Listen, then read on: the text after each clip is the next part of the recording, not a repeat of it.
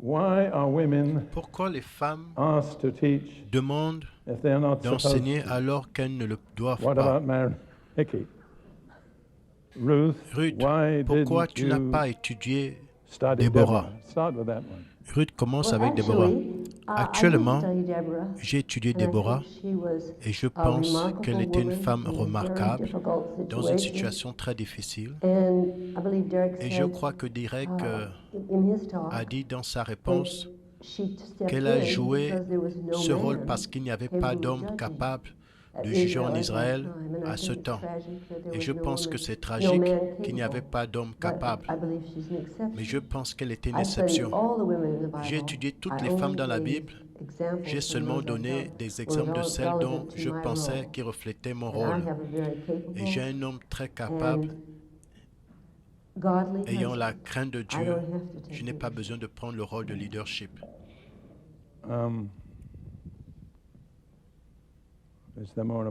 Il y a plus à dire de ça. Ok, je vais dire quelque chose de général à propos de ça. Le problème est que il est spécial aux États-Unis et dans l'Asie de l'Ouest. Les femmes sortent rapidement de leur position que les hommes dans le domaine spirituel. Et si c'est une question de voir tout le monde être aligné, commencer à le faire, les femmes sortiront de cette action plus vite que les hommes et être plus loin que les hommes. Mais ce n'est pas désirable.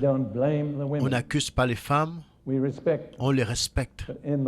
Mais si on les laisse guider, à long terme, ça va être une situation malheureuse.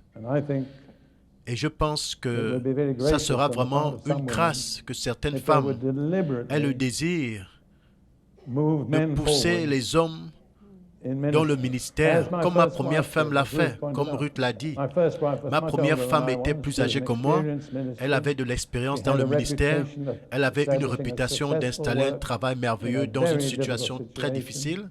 Elle était une parleuse magnifique et tout le monde voulait l'écouter.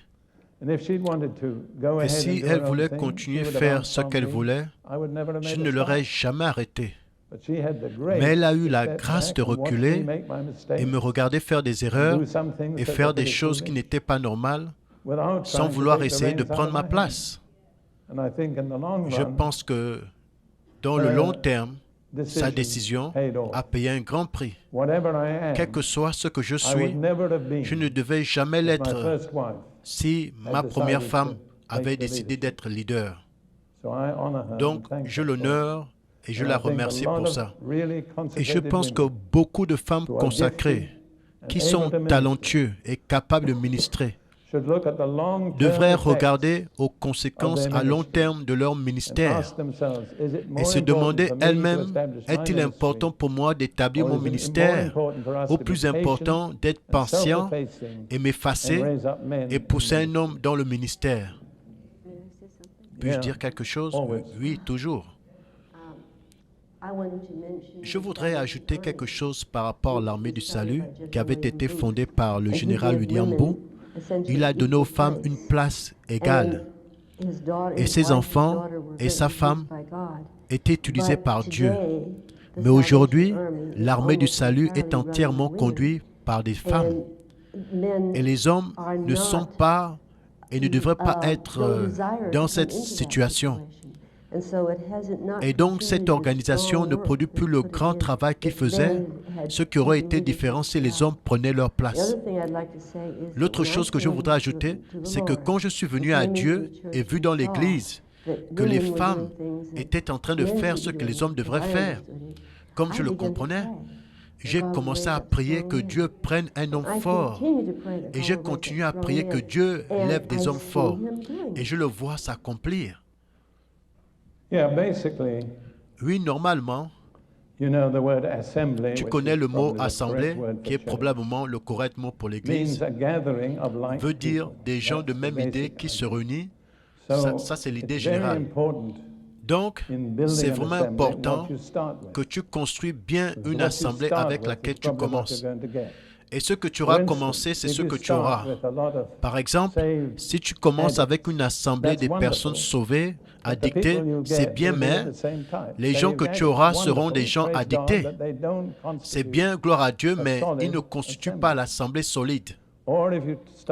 Ou si tu commences avec des jeunes gens, tu vas avoir plus de jeunes gens. Gloire à Dieu pour ça, mais ce n'est pas une assemblée solide. Dans ma façon simple de penser, la meilleure chose pour commencer une assemblée, c'est un couple marié. Parce qu'avec ça, tu peux avoir tout genre de personnes. Ça, c'est juste un principe que je vous donne. Mais je l'ai vu et je l'ai vu plusieurs fois. Si tu commences avec des personnes particulières, ce sont ces personnes particulières que tu auras. Mais maintenant, dans mon ministère, où je ne suis pas pasteur tous les jours, ce que j'ai, c'est que je me retrouve avec la majorité des hommes dans mon assemblée. La raison est que je suis un homme. Et parce que j'ai certaines qualités que les hommes veulent. Je suis simple dans la logique. Je ne suis pas excessivement émotionnel. Et tu vois, on doit regarder au futur. Ce n'est pas juste commencer, mais c'est à propos de ce que nous allons construire qui est plus important. Tout le peuple de Dieu est d'une grande importance. Mais pour obtenir le résultat que nous voulons, on doit utiliser la voie de Dieu.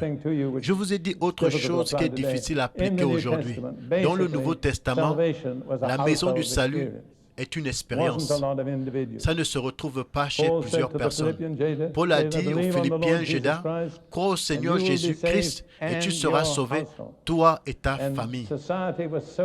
Et la société était tellement en ordre à cette époque que si un homme marié avec sa femme devient un chrétien, normalement sa famille allait l'être. Ça, c'est le meilleur chemin parce que tu reçois des familles. Je connais certains pasteurs qui ne comptent pas le nombre des membres dans l'Église. Ils comptent le nombre de familles. Et c'est une histoire vraiment révélatrice.